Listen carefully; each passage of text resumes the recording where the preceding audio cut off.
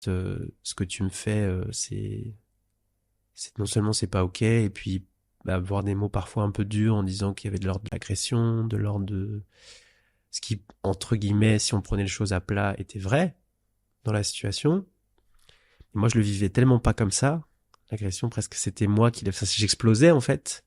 Évidemment, c'est ce que je te dis, une explosion, oui, ça fait du mal, mais genre, c'est moi qui explose en premier, donc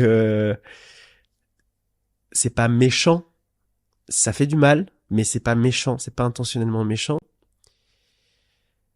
Et donc j'oscillais beaucoup, beaucoup entre eux en me disant mais je suis méchant, et en même temps, non, je crois pas. Non, je crois pas que je sois méchant. Et donc si je suis pas méchant et que je veux pas l'être et que je continue de l'être, comment je fais pour pas que ça fasse du mal, que ça soit à moi, que ça soit aux autres.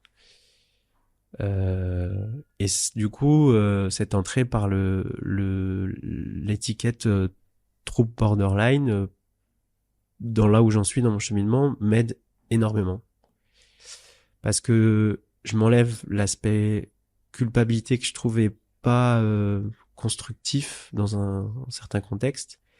Et du coup, ça permet de me dire, ok, en fait, oui, effectivement, il y a de l'ordre de la violence dans ce mécanisme de fonctionnement.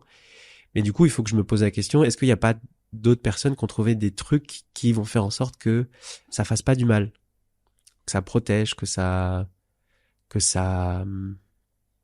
s'insère dans la norme de manière plus, la plus positive possible pour tout le monde.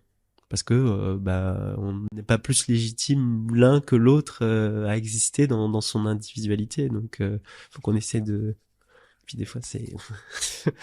mais mais ouais, se connaître, la démarche se connaître et de mettre parfois des petites étiquettes. J'ai l'impression que ça aide à mieux se présenter aussi aux autres et à expliquer et à avancer et à gérer les vagues. À surfer sur la vague. Ouais.